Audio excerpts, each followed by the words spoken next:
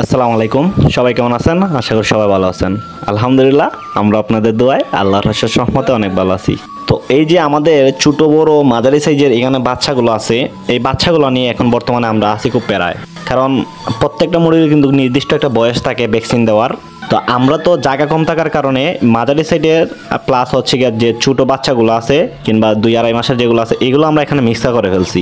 এখন ভ্যাকসিন দিতে আমাদের প্রচুর ভোগান্তিতে ভুগতে হইতেছে।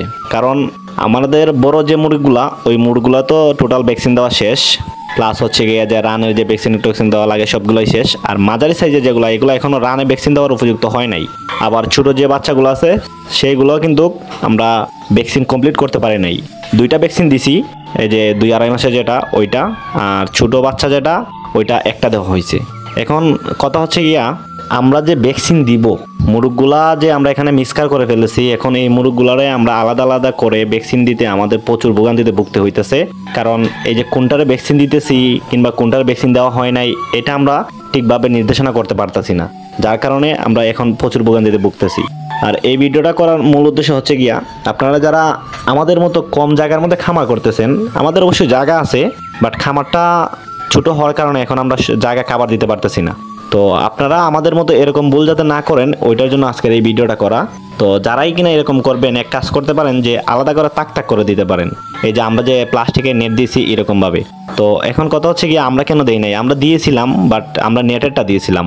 এই নেটেরটা দেওয়ার কারণে এখানে নেটকে আপনার যে সরিয়ে ফেলে যে টুকরা টুকরি করে কিংবা ছিঁড়ে ফেলে, আর প্লাস্টিকের দিলে হয় কি মানে তারা যাই টুকরা টুকরি করুক না কেন আপনার নেটের উপরে কিংবা নেটকে ফত করে তারা যেতে পারে না। তো আপনারা চেষ্টা করবেন যে নেট দিয়ে দেওয়ার। যদি নেট দিয়ে দেন প্লাস্টিকের তাহলে আলাদা আলাদা তাক করতে পারবেন। আর আমাদের নেট আমরা তারপর দিতে পারতাম, আমরা নেট দেই নাই কেন, কারণ আমাদের এই যে মাঝারি সাইজ যেগুলো এগুলো 4.5 মাসের বয়স হয়ে গেছে অলরেডি। এই মুরগগুলো যদি আমরা নেট দিইও দেওয়ার পরে দেখা যায় কি অল্প জায়গার মধ্যে এই অত বড় মুরগগুলো থাকতে পারে না। আর আমাদের যে প্যারেন্টস মুরগগুলো আছে ওই মুরগগুলোর সাথেও এই মুরগগুলোর আমরা মিক্সার করতে পারি না একটাই কারণে, কারণ এগুলো এখনও ডিমে আসে নাই। এগুলোর যদি আমরা প্যারেন্টসের কাছে নিয়ে যাই ওইখানে গিয়া আপনার যে লেয়ার 1 খাদ্য খাবে, ডিম নষ্ট হওয়ার একটা সম্ভাবনা থাকতে পারে। দেখা যাবে কি এইগুলোর কারণে আমাদের প্যারেন্টস যে মুরগিগুলো আছে এই মুরগিগুলা লেয়ার 1 যতটুকু খাওয়ার কথা ততটুকু খাইতে পারতো না, যার কারণে ডিমের যে উৎপাদন এইটা কমে আসতে পারে। ওইটার জন্য আমরা দিতেও পারতেছি না ওইখানে। এখন ওইগুলো নিয়ে আসি অনেক মুসিবতে।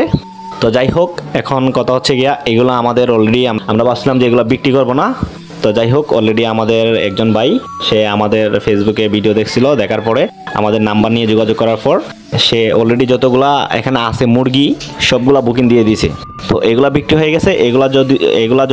এগুলো আমরা বিক্রি করে দিলে পরে আমাদেরও যে জায়গার যে কমতি আছে সেই জায়গার কমতিটা আর থাকবে না। তো যাই হোক, এই তো ছিল আজকের ভিডিও। যারা আমরা যেরকমভাবে মিক্সা করে ফেলছি এরকম ভুল যাতে আপনারা না করেন ওইটার জন্য আজকের এই ভিডিওটা করা। তো আপনারা এরকম ভুল করবেন না। তো সবাই ভালো থাকবেন, সুস্থ থাকবেন। ধন্যবাদ সবাইকে। আসসালামু আলাইকুম।